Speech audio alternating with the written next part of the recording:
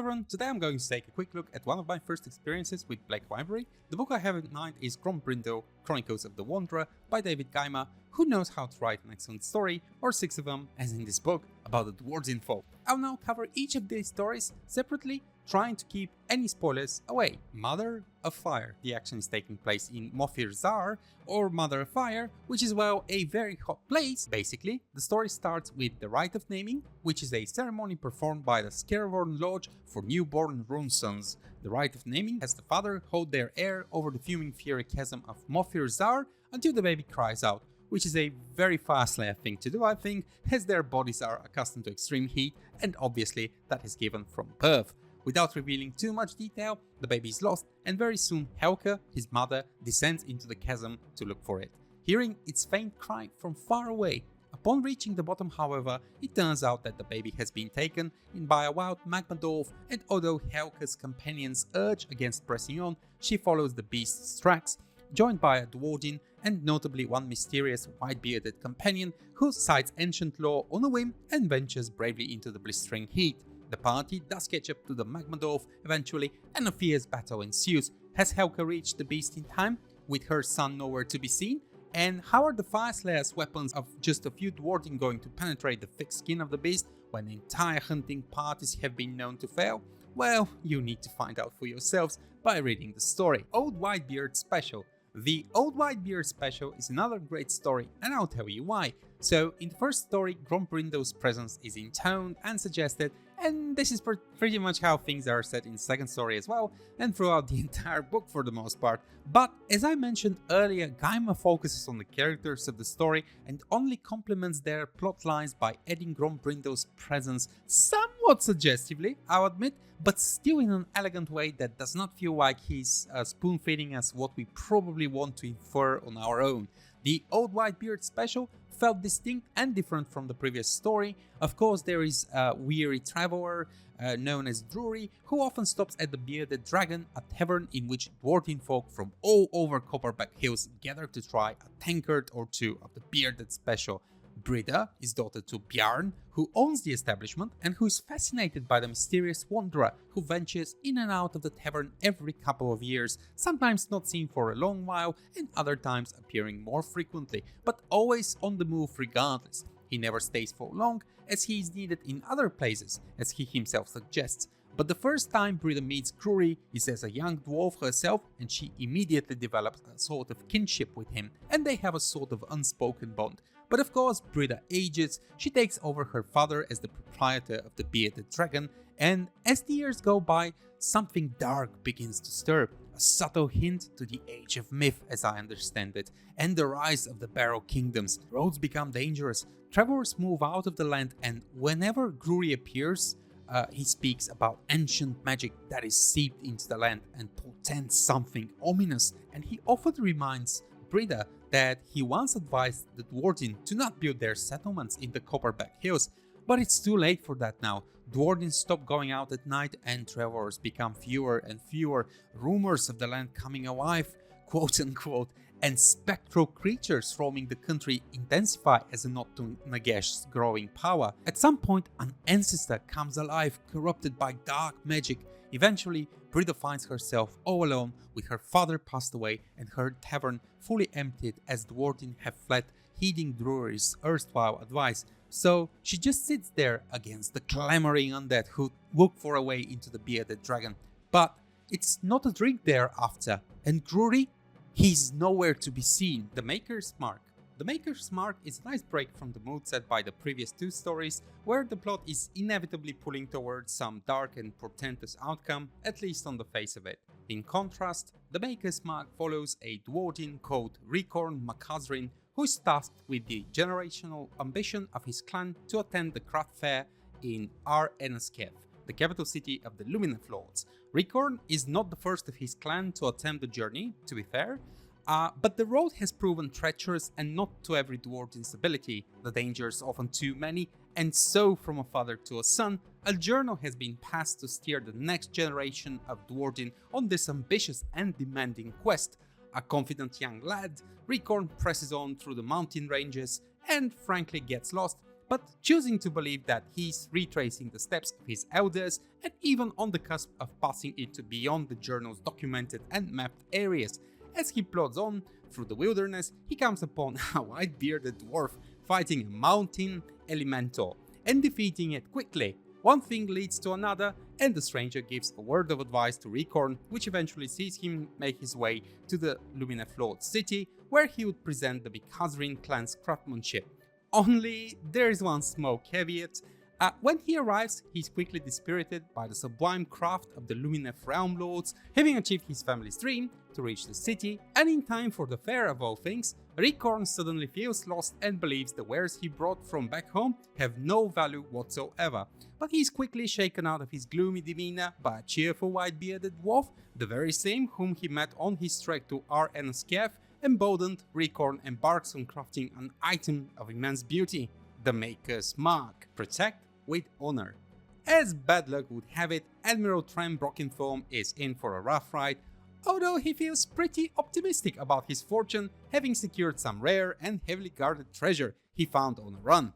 The Kharadron overlords tend to be known for their obsession with profit and venturing into strange lands where they often end up against terrible foes.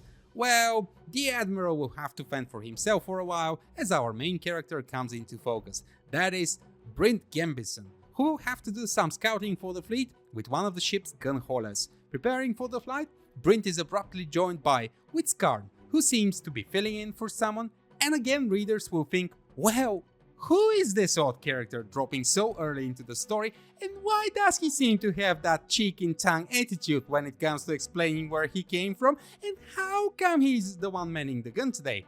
Well, without putting much thought into it, Brint takes off and flies ahead to do some reconnaissance. Soon enough, the weather takes an unexpected turn, with a storm brought on by elven magic and their fleet of dragons.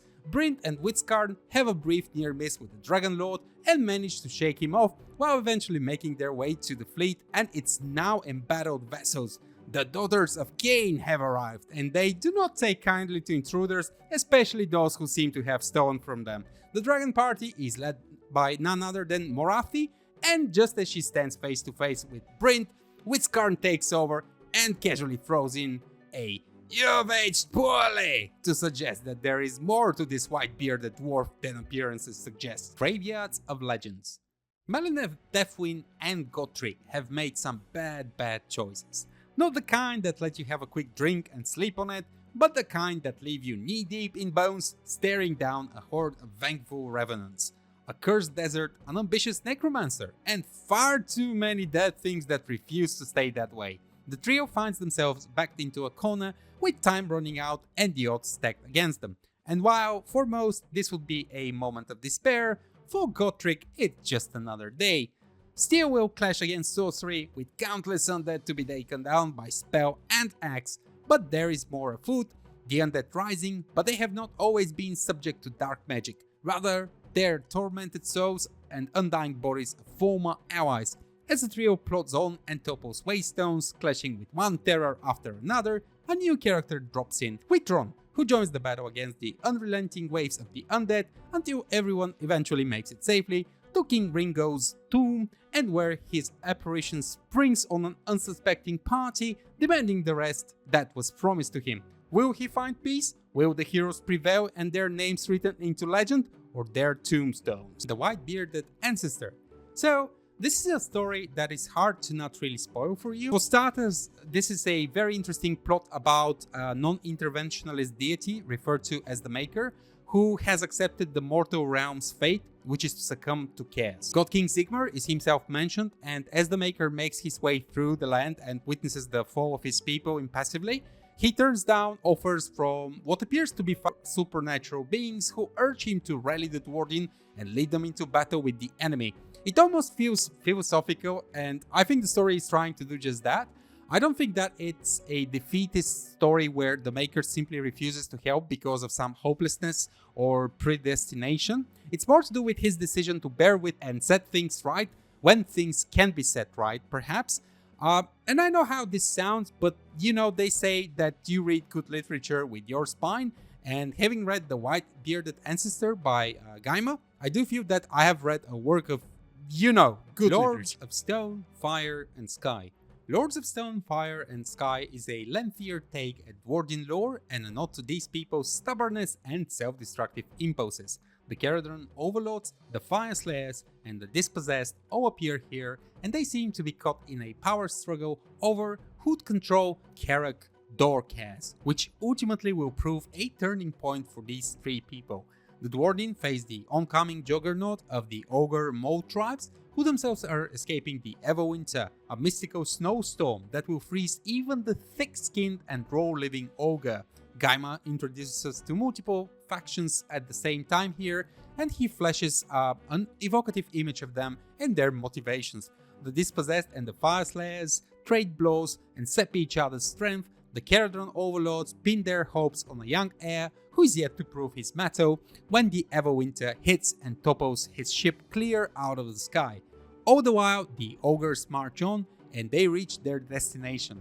The mood is grim and there is a sense of doom. The ogre are determined to nestle themselves in the volcanic fires of the Duardian and outlast the Everwinter once again. Yet, the Duardian feel pressed to come together and face this sudden enemy for whom they were ill prepared. The reason why I do not name the characters in the story is because I wanted to focus on rather one criticism to an otherwise fantastic novella. I felt that in their final moment of need and urgency, where it was imperative for these people to find a true union, they still only half-heartedly found a reason to stick together and were once again driven not by kinship but some vindictive urge to right the wrongs against their kin. Although Grombrindal does appear in a very interesting way here, and he seems to suggest that he has brought the factions that have been at odds together. To me, it felt that their motivation was one of pure self-interest rather than a true honor to their forebear. So personally, as someone who is getting into Black Library and Duardian lore, I truly felt like I have learned a lot. I enjoyed the random tidbits of Duardian lore, I felt that the stories were insightful and skillfully crafted by Guymer, and I definitely loved Mother of Fire and the white-bearded ancestor, although I came into this book with little actual expectations. I would say that David Guymer is a great contributor to the Black Library's portfolio. Ultimately, it's a fantastic way to get to know Grombrindal and also perhaps find out how he was forged and came to be. Thank you for listening through. Catch you next time, and happy wargaming/reading.